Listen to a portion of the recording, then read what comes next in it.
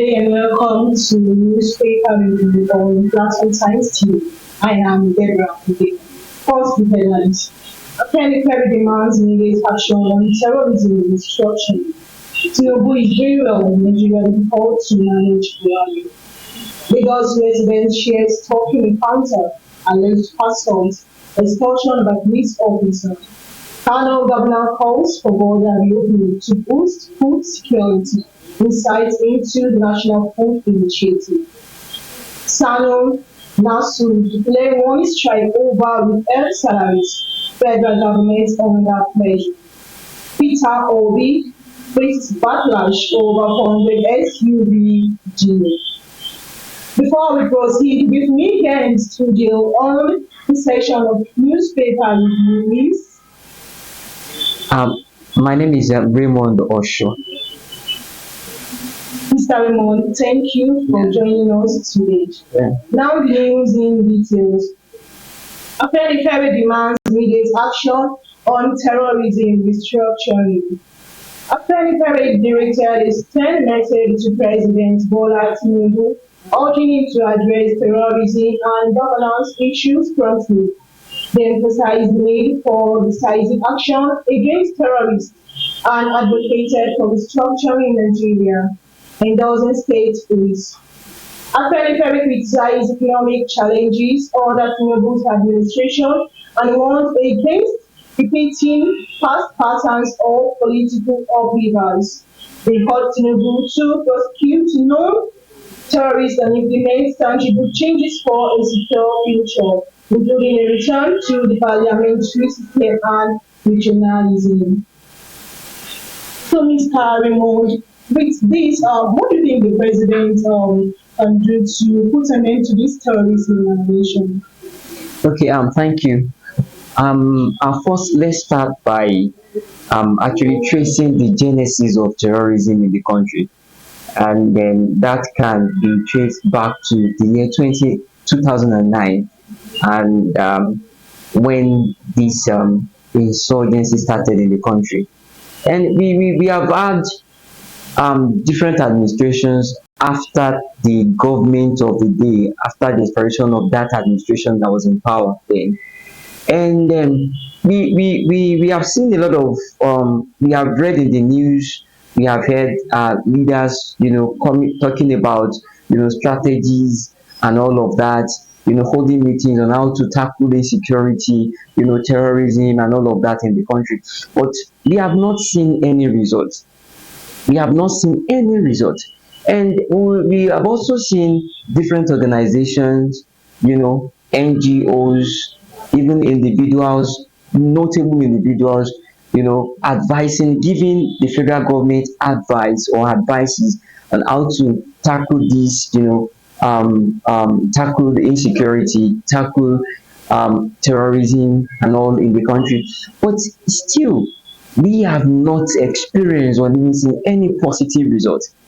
Now, it tells us that there is something somewhere, there is something that is actually somewhere. This thing is, it goes beyond what we are seeing, it goes beyond what you are experiencing.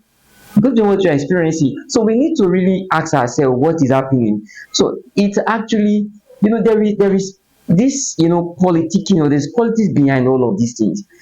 We know, a lot of Nigerians know that many, our leaders know those who are perpetrating this evil. They know. So if they know them, okay, they can actually go after them. Because you know me, I know you, and I know that you are the one in charge of this thing. I know if I take any step, if I take any decisive action against you, it will affect you, or it's going to affect your tribe. It's going to. We cannot just be saying it on air that it is this particular tribe that is perpetrating this, or they are the one on that. So governments know what to do. Governments know a lot of. We've come up with a lot of theories, a lot of measures and all of that. And if all of these things are actually considered, you know this narrative is going to be a thing of the past, so it's going to be a history in the country. So it's not, if you like, tell the government to do this thing from now till eternity and all, it is not going to, as you know, they know their hideouts, they know where they are, they know their sponsors. They should just go after them. And let me quickly say this: during the time of Buhari, there was a man called Sheikh Gumi. Gumi was always negotiating with with these terrorists, and he would tell them do this and all of that, and he will come back to the government and say this is their demand, or these are their demands, now do this. The question is, what kind of relationship does he have, with these terrorists? Okay, what kind of relationship? And we've seen in videos and pictures how he will sit down with these people, with these gunmen, having conversation with them. Again, and government has not even taken a step to actually, investigate this man. What kind of relationship, what kind of romance do you have with these people? You will go to their hideout, have, a kind of it will commune with them, and it will come back, and those people, the abductees will still be held in captive. The government did not say, okay, let us, what kind of relationship do you have? Now this man is coming out to tell Tinubu now that, see, these people, you need to dialogue with them, you need to give them what they want. What do they want? So that's why I'm saying that we know them now. All this man, how can we locate these people? We know their hideout. We know their hideout. They have neutralized them several times, but they still exist. What is happening? So government should try to, get their sponsors. Once we can get government can get their sponsors. They know their sponsors. Capture them, deal with them, and let us know what is needed to do, and then from there we can move. Thank you, Mr. Raymond. We hope that this time around there will be a positive change. Tinubu is going on Nigeria the fourth to manage Buhari. Former President Muhammadu Buhari has praised President Bola Tinubu's efforts since assuming office, acknowledging the complexity of Nigeria's governance system. Buhari conveyed his commendation during a meeting with the Nigeria Customs Service in Deborah, Katsina State, emphasizing the challenges faced by leaders in managing the diverse phases of the country's structure, while urging Nigerians to endure economic challenges. Buhari called for support for the current administration's policies, underscoring the collective responsibility in navigating Nigeria's intricate governance landscape.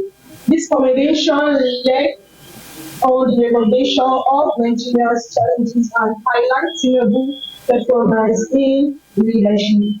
So, Mr. Raymond, for one to be able to commend Tinubu, what do you think he must have seen for him to recommend him? And the citizens are lamenting. Okay. Yeah. Buhari said Tinubu should be commended to Tinubu, saying that the country is too complex to govern.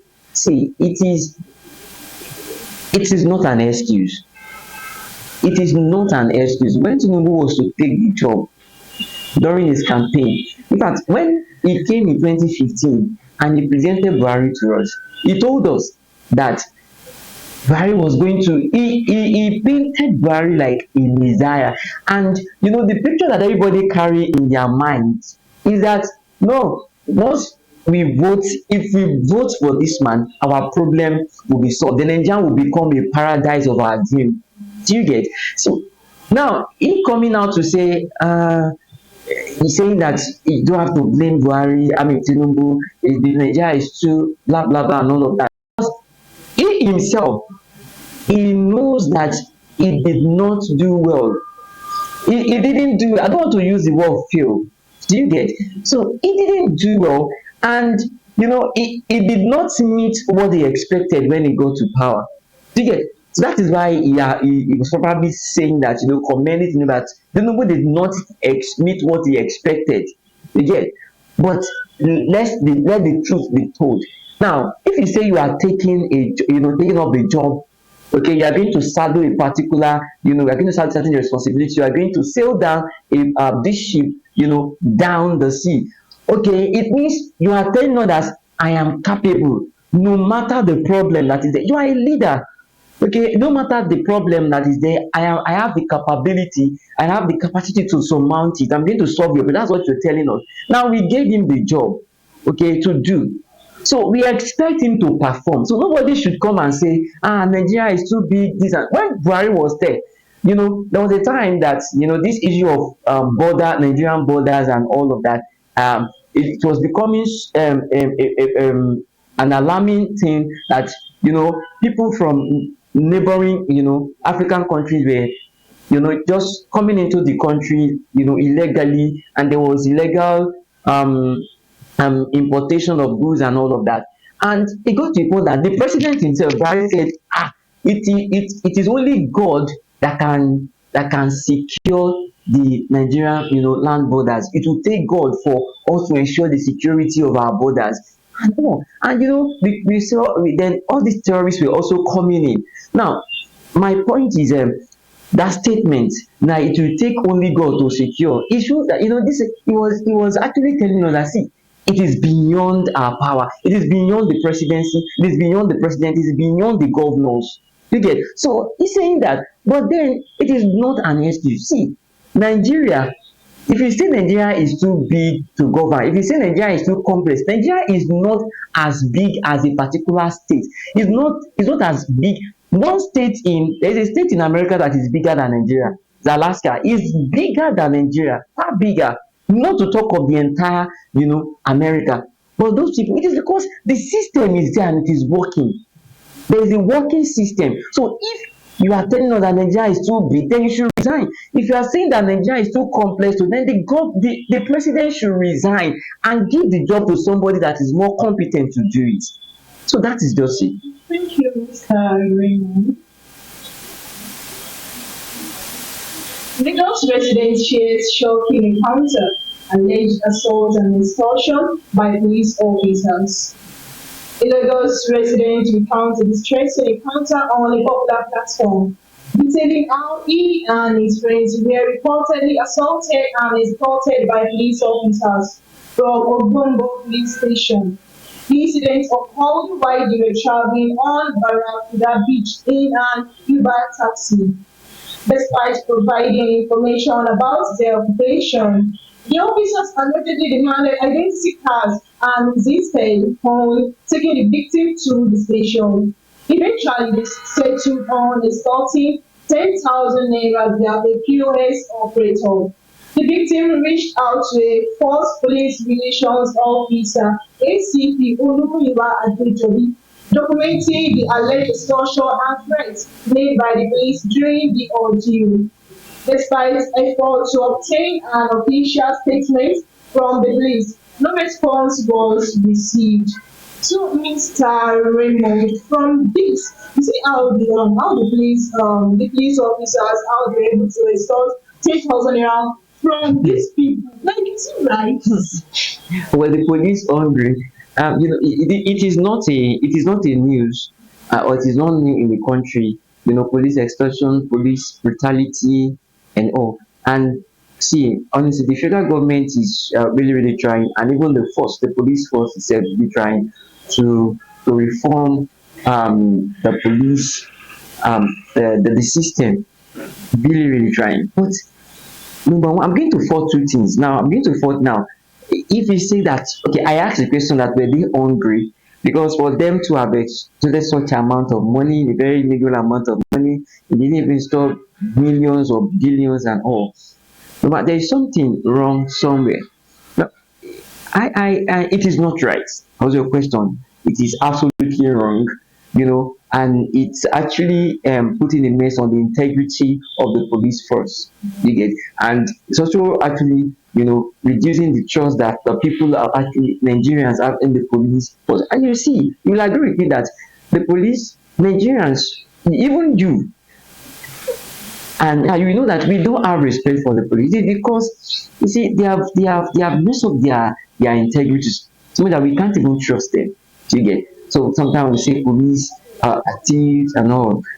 See, I think what the government should do to reduce this, because it's becoming too alarming. Government needs to first increase the salary of police officers. I can tell you today that the I think the list of the police officer, the least rank, I think it's sorry, I can't remember just now. It's the The salary is 48,000 naira, and followed by, I think that's for the constable, followed by, after constable there is another rank.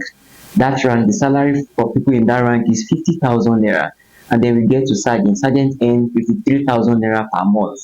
Tell me, there are people that are working, even an ordinary taxi driver will make more than that amount in a month, more than that amount. So if a policeman would work so assiduously, if a policeman will work so hard for God to risk his life, and at the end of the month still earn that very little amount of money, then something is wrong. So what do you expect?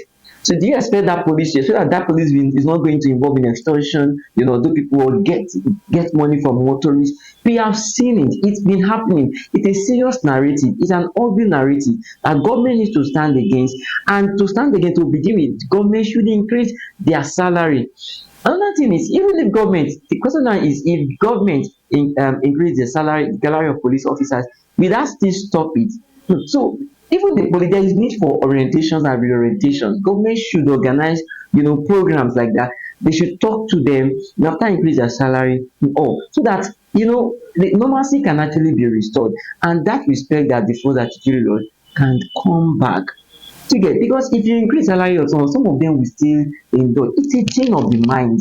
It's a thing. Also, there is this need, there is need for that sanitation. Government should organize program, increase their salary, organize program for them, orientate them, reorientate them. And after that, if you now see any police that is involved, then let the police officer be dismissed. That is it. Thank you. Ghana governor calls for border reopening to boost food security, insight into national food initiative.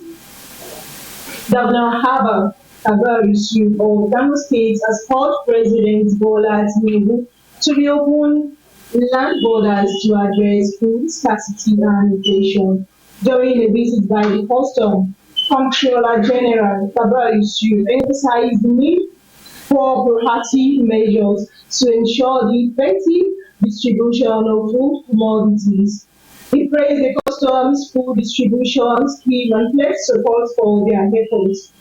The Comptroller General reiterated the commitment of the custom to tackle food insecurity. Meanwhile, consultations are ongoing on border reopening, with only President Tinubu having the authority to make the decision. So, Mr. Raymond, this is not the first time we've been hearing, okay, they want to Reopen the open the borders. border. So my Yes. question is, even if later on they later open the border, do you think this will put an end to food scarcity in Nigeria? Okay, thank you. Now it goes beyond food scarcity, okay, because the border was built by the previous administration, and the reason behind it was that the government already with the intention of stopping illegal importation of goods, and then ammunitions and all into the country from neighboring African nations like Nigeria and all of that in the republic. And so government very decided to close the land borders. And after some, I think a year after, yeah, it was a year after that, yes, or a month after, the border was, some land borders were reopened. Yes, some land borders were reopened just to see whether, okay, it would stop. But then it continued, the smuggling continued, and all. So, but it was a threat to the peace and tranquility of the nation. So it continued. So government then said, okay, we are not going to reopen this border. Now, you see, one thing we have about our leaders or about our government, be it the present government, the past government and all, is the inability to forecast the future, and then before taking any decision at all, before coming up with any policy at all, there are certain things that need to be put in place so that it will not affect, the policy will not affect the people who are within the system. Now, when they were closing the border, or before the closure of the land borders, now you said you are going to close the land borders in order to stop smuggling, and all. Now the border was the borders were closed. Now it is affecting us seriously. We see hiking price of things and all. Now, number one, you close the border in order to stop illegal smuggling, but it is still continuing. It still continues. We are still experiencing. They are still smuggling. They are still smuggling things into the country. Number two, you know, he said the President Buhari said, okay, this border need to be closed now. We will start planting what we are going to eat, and we'll be eating what we are going to be planting. But what have we produced? What have you I planted? think that was when they produced this local rice. Yes, did it get to your own locality? Now the question is, okay, sorry, not even a question now. Now we are, despite we are still experiencing food shortage, you know, we are still experiencing hunger in the country. What the government could have actually done is this: before you say you want to close this border, okay, let there be, you should plant, you know, plant rice, plant a lot that we're going to eat, and let us look at within the space. You can plant what you are going to eat within the space of 6 months or 1 year, and then you now close the border for that what period. Then you now close the border for that period, so that we know that we have land in Ogun State that we can use to plant things, or plant things that we want to eat, before you say you want to close the border. So that is it. So what the government should reopen the border, and then should know how to secure the border, empower just empower the custom service more in order to stop illegal importation. Thank you, Mr. Sano and Nasu declaring strike over with air salaries. Federal government under pressure. Sano and Nasu has announced 7-day warning strike due to the non-payment of salaries withheld during the 2022 nationwide strike. The decision was made at a joint committee meeting in Akure, Ondo State, despite numerous attempts to communicate with the federal government, including protest letters. The unions have received no response. They accuse the government of failing to pay despite Tinubu's directive to settle salaries of striking university staff. With a 1 week ultimatum already given, the unions want upward action if the issue remains unresolved. So, Mr. Raymond, we see that ever since Mr. President resumed in office, we have up to like 3 to 4 strikes, if I'm not mistaken. So, what's actually causing this? You cannot even compare how strike action has been experienced during this administration than that of past previous administration. It was seriously experienced during the previous administration. And what these people are actually demanding for is very simple: pay us our money. Just that is just it. Just pay us. Now, I think federal government has attended to a particular labor group who protested, and they responded to them. Now, but this particular group, you have not done anything. You've not done so. It's just simple. What these people are demanding for is very, very simple: pay them their money. All this waste, the money that government is wasting to buy, and this for the lawmakers, buy that and all of that. Why can't government cut out this money and then pay them? Even if they're not going to pay them in full, just pay them out. Enough of this. Since I've grown up and I've been aware of what is going on in this country, Nigerians has always have this narrative of strike action. So government should just pay these people and let's forget about strike. Thank you. Peter Obi faces backlash over 400 SUV. Former Anambra State Government Secretary Osiluka Ubazi revealed that Peter Obi, Labour Party 2023 presidential candidate, bought 400 SUVs for traditional rulers and governors. This comes as Obi's criticism of President Tinubu's allocation to funds of lawmakers' SUVs, citing it as a misuse of public funds. Obi condemnation of 60 billion naira spent on federal lawmakers' SUVs contradicts his past actions. Critics of question the justice use of public and politicians' consistency with their principles. Mr. Raymond, you see that for Obi to Okay. go ahead and get the SUVs for these lawmakers and the traditional rulers and the governors. Like thinking, why can't the money be like use the money for what's the money to help the citizens? People are suffering, and here you are helping the traditional rulers and the governors. I What do think you say the about it? story is that Peter Obi is criticizing the federal government Tinubu for over the purchase of SUVs. How many 400 SUVs for lawmakers, and everything was totaling around 160 billion naira. Yes. Now he came up to criticize Tinubu, and somebody is now reacting on behalf of the president. And can you say when you were in power, when you were the governor of your state, you bought cars for traditional rulers. Yes. See, this man, see, we have our own. Everybody is entitled to their opinions. You get, and nobody is nobody you we nobody should fault that man for purchasing that. When let me tell you something. So no, federal government is going to buy this, you know, SUV cars for the lawmakers who are living fine. Do you get? Now the citizens are crying, they are languishing in hunger. Okay, there are so many things that we need to fix in this country. They are going to 160 billion naira. Yeah, is it? Yeah, 160 billion naira to purchase for the purchase of these cars. And now you are now tackling this man because when he was the governor of the state, he bought cars for the traditional rulers. See, he bought number one, he bought what he did, you know, what he did even contributed to the economy of this country because he bought innocent cars for those traditional rulers.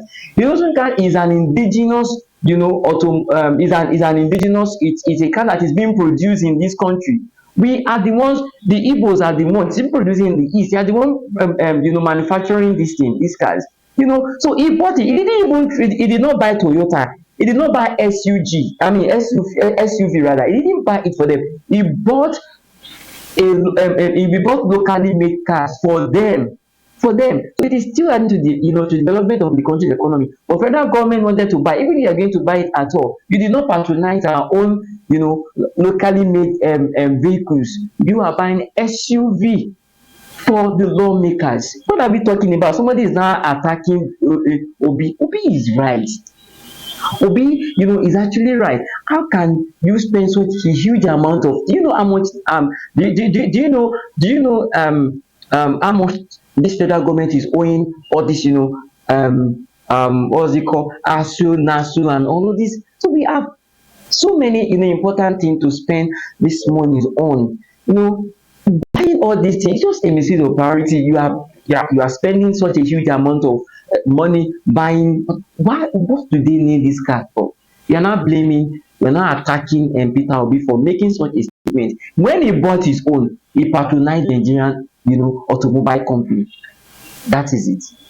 Thank you, Mr. Raymond. That'll be all for today. Don't forget to like, comment, share, and follow Platform Times TV for your latest and trending news. I am Deborah. Thank you, Mr. Raymond. Thank you so much for having me.